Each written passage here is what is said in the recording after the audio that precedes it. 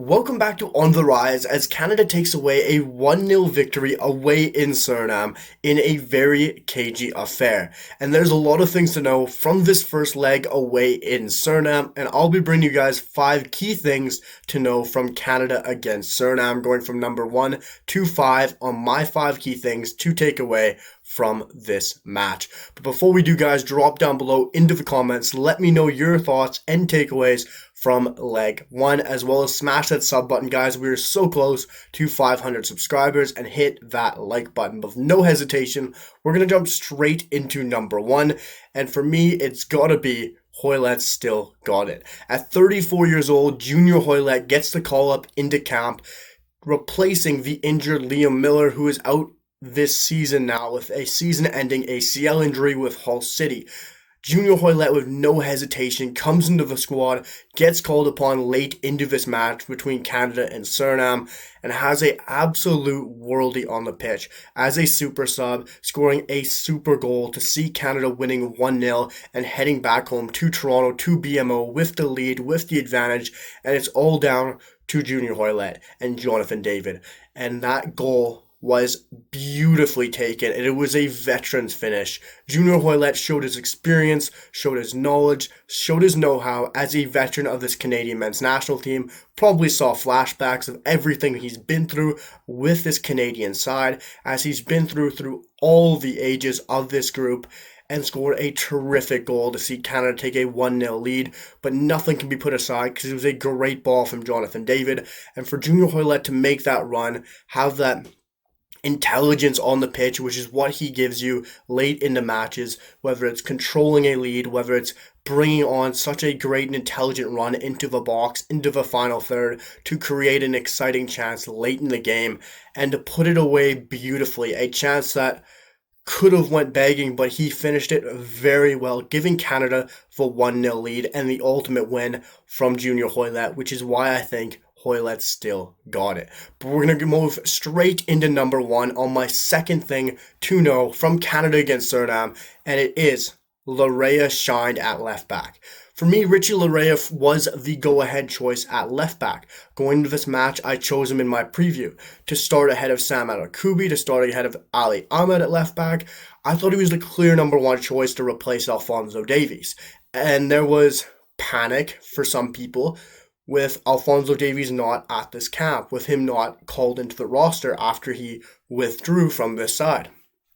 And Richie Lara got the call, got the opportunity to step into left back. People might have been worried, but he stepped up and played brilliantly. I was very impressed with Richie Lara. I expected it from him, but he played very well. I might be praising him a lot more than other people might be from his performance today, but I thought his performance at left back today was very good. Didn't put a step wrong defensively. Defensively was very good in the channels, defending Suriname, who were poor on the ball, didn't create much offensively, but when they did, when they tried to play over top, Richie Lara was there, whether it's with his pace, whether it was his defensive intelligence helping out.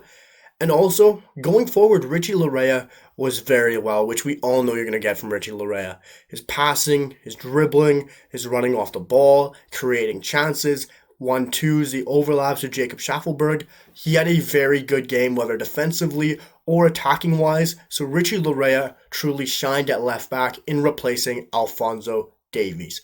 But moving on to my third thing to know from this Canadian and Surinamese match, it's clearly Eustáquio was poor set-piece delivery. It was very poor corner kick-wise and set-piece-wise from Stephan Aako, which is very unfortunate to see because Stephan Aako in open play is beautiful, whether it's delivering a ball, whether it's playing a pass, whether it's in the final third.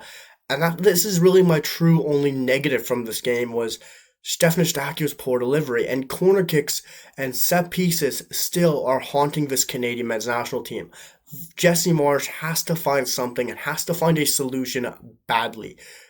You can win a game single-handedly off of a corner kick, off of a set piece, whether it's against a big side, and it can completely swing a game. And right now, sides know that Canada can't play a set piece to save their lives. multiple corner kicks. I'm pretty sure it was two back-to-back corner kicks. Stephan Aako put very deep, unable for anybody to have a chance to go and attack it, which was extremely disappointing to see. But now the fact that sides know that Canada can't play quality set piece into the box, especially when Canada now has aerial ability. This game, you had Joel Waterman, you had Moise Bombito, you had Tony Oluwashi, or else you had Kyle Larin. Jonathan David can even win a header. Even Alistair Johnson's feisty, he can get in the box. This is a Canadian side that isn't small, that isn't bad on aerial duels as well now, and should be winning balls in the air. But you don't have a set piece delivery player, which is very unfortunate, very poor to see. But sides now can take this to their advantage. They can tactically foul Canada to know they're not going to be a threat in the box on set piece delivery. And it's a huge disadvantage to the Canadian national team right now. And it's something that needs to be sorted out as soon as possible. So my number 3 thing to know from that match was Stephan Aako's poor set piece delivery. But moving on to number 4 would be Jacob Schaafberg's great delivery. Although it wasn't a great game for this Canadian men's national team, it was a cagey game, it wasn't a pretty game, but going forward, Jacob Schaafberg was very exciting once again. He was great at beating his man. Unfortunately, at times when he was trying to link up and play those 1-2s, they didn't connect. But multiple times he swung a ball in from the left side to the back post. I'm pretty sure it found either Jonathan David or Tony Oluwashi, which got knocked down for Ali Ahmed. Was another great ball in that cross, as well as the ball where he cut to the byline, cut it across, and Ali Ahmed had a great chance to finish it and make it 1-0 early on in the match. Jacob Schaafberg did well getting up and down that byline, especially helping out defensively, but I thought his delivery was very good throughout this match. At times, on some of the short passes connecting with Jonathan David, they didn't connect. But I thought on the major passes, he did very well. It was one of those games where I think Jacob Schaafberg had a few shining, very good passes that should have ended up in a goal or a great chance. So my number 4 takeaway was Jacob Schaafberg's great delivery. And moving on to number 5. This isn't solely based on Canada. This is Suriname's awful in possession. Suriname was very poor in possession. Whether you want to look at it or base it down to Canada's terrific pressing, terrific tactics down to Jesse Marsch, or just down to Suriname not being used to playing with each other, this was very poor from a Surinamese side that is supposed to be very technical on the ball, wanting to keep possession, wanting to control games, looking to play tiki-taka football or use possession. And this Suriname team didn't look like they wanted to touch the ball at all throughout the 90 minutes. They'd touch the ball, they'd lose it, they'd be very wasteful in possession, they'd try to go long, and they weren't able to hold onto the ball for any significant amount of time. And they lost it every time they tried to create something in open play. The only time Suriname really created something was the chance off a corner kick that headed off the bar. Besides that, Geraldo Becker never really got going, Carlo Hops never got going, their deadly weapons never got going, and it was down to a waste in possession. And I think it's something we got to look forward to in the second match and see if they can polish up, which, unfortunate for Suriname, they're going on the road. They're not going to have any of the ball. Well, when they get it, they're going to have to be a lot better in possession because today they were absolutely wasteful against Canada in leg 1, guys. But there's my 5 things to know from Canada against Suriname. And it's a very interesting list. There is a lot of things to take away from this match. Although it wasn't a beautiful game, it wasn't a pretty game of football, it was a game where there's still those takeaways.